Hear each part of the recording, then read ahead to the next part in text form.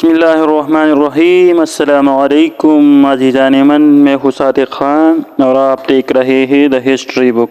عزیزان من، آپ لوگوں نے ڈرامہ سیریز سلطان عبدالحمید میں نوآبادیت کے بارے میں بار بار سنا ہوگا۔ آئیے جاننے کی کوشش کرتے ہیں کہ نوآبادیت ہے کیا۔ ہندوستان پر برطانیہ کی حکمرانی کا دور طویل عرصے پر محیط ہے، لیکن نوآبادیت کا یہ عرصہ حکمرانوں کے لیے اتنا ہموار نہ تھا۔ جبر کہ اس دور میں مقامی ریاستوں نے علم بغاوت بلند کیا اور ایسٹ انڈیا کمپنی کو ایک طویل عرصے تک سخت مزاحمت کا سامنا کرنا پڑا۔ 18ویں صدی میں نوآبادیت کے عمل کو اس وقت مہمیز لگی جب 1707 عیسوی میں اورنگزیب کا انتقال ہوا اور پھر مغل سلطنت کے زوال کا سفر شروع ہو گیا تھا۔ مرکزی حکومت کی گرفت کمزور ہونے سے مقامی ریاستوں کے حکمرانوں نے بغاوت کا پرچم بلند کر دیا۔ یہی وہ وقت تھا جب ایسٹ انڈیا کمپنی نے اپنی سامراجی عزائم کی تکمیل کے لیے عملی اقدامات کرنے کا فیصلہ کیا۔ پہلا قدم روب زوال مغل حکومت پر ایک کاری ضرب لگانا تھا۔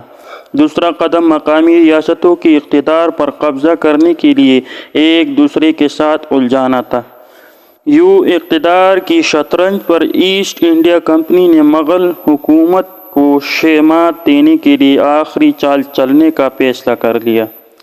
دوسری طرف مقامی ریاستوں کے حکمرانوں ایسٹ انڈیا کمپنی کے نوآبادیاتی عزائم کو بام گئے تھے اور اس خطرے کے پیش نظر مقامی راجا اور نواب مزاحمت کرنے کے لیے تیار ہو رہے تھے۔ یہاں یہ بات اہم ہے کہ آزادی کا جذبہ ہر ذی روح کی جبلت میں ہوتا ہے۔ دنیا میں جہاں کہیں بھی لوگوں کی آزادی کو سلب کیا گیا، استعماری قوتوں کو مقامی لوگوں کی طرف سے مزاحمت کا سامنا کرنا پڑا۔ ہندوستان میں بھی ایسا ہی ہوا۔ ایسٹ انڈیا کمپنی کی یلغار آگے باندھے اور اپنی آزادی کو برقرار رکھنے کے لیے مقامی ریاستوں نے مزاحمت کا راستہ اپنایا اور ایسٹ انڈیا کمپنی کو ایک طویل عرصے تک لڑائیوں میں الجھائے رکھا۔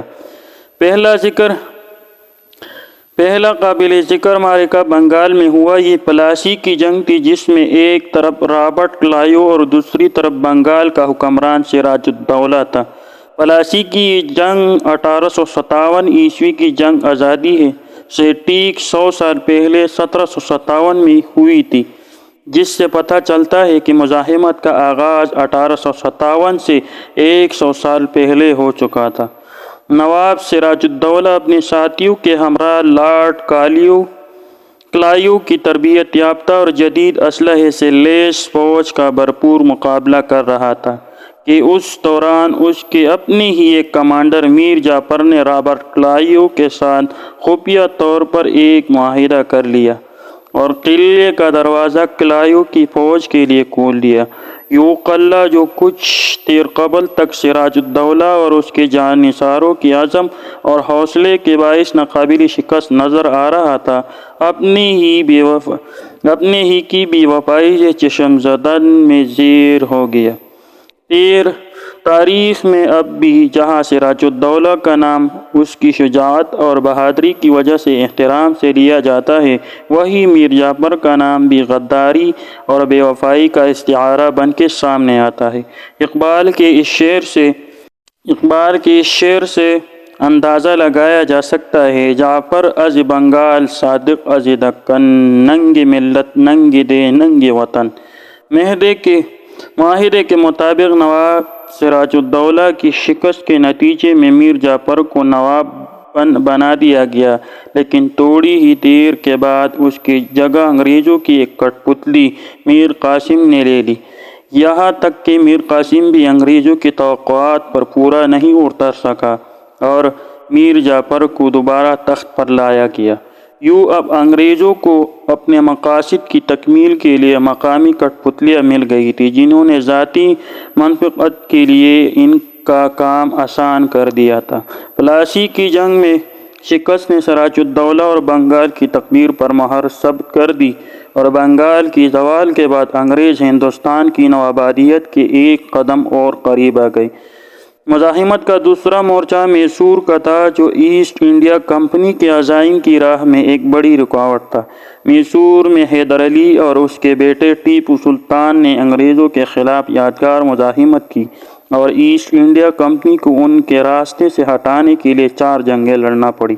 پہلی جنگ 1766 تا 1769 تک لڑی گئی، جس میں حیدر علی انتہائی بہادری سے لڑا اور مدارس کے قریب آیا۔ ایسٹ انڈیا کمپنی جنگ کے خاتمے کے لیے مدارس معاہدے پر دستخط کرنے پر مجبور ہو گئی۔ دوسری جنگ 1780 تا 1784 تک لڑی گئی۔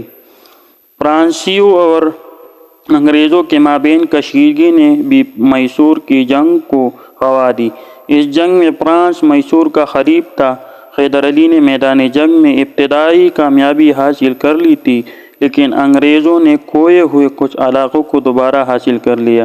یہ معرکہ برطانیہ اور فرانسیسیوں کے مابین مفاہمت کے بعد ختم ہوا اور فریقین کے مابین منگلور کا معاہدہ ہوا۔ اس معاہدے کے مطابق دونوں فریقوں کو جنگ سے پہلے کی پوزیشنوں پر واپس جانا پڑا۔ تیسری جنگ 1789 تا 1792 تک لڑی گئی۔ اس دوران انگریز حیدرآباد کے نظام اور مرہٹوں کو ساتھ ملانے میں کامیاب ہو گیا تھا۔ اب ٹیپو سلطان اپنے والد حیدر علی کے موت کے بعد میسور کے بادشاہ کی حیثیت سے اپنی افواج کی قیادت کر رہا تھا۔ اس دفعہ ایک اور فرق یہ بھی تھا کہ ٹیپو سلطان نے بیک وقت ایسٹ انڈیا کمپنی، حیدرآباد نظام اور مرہٹوں کے فوجوں کے خلاف لڑنا تھا۔ ٹیپو نے بڑی دلیری سے اب کئی گنا بڑی فوج سے جنگ لڑی، لیکن آخر کار اس قلعے میں گھیر لیا گیا۔ جنگ کا اختتام سرنگا پٹم معاہدے کی صورت میں ہوا، جس کے مطابق ٹیپو کو اپنے 2 بیٹوں کو اس ضمانت کے ساتھ انگریزوں کے حوالے کرنا پڑا کہ وہ معاہدے کی شرائط کا احترام کرے گا۔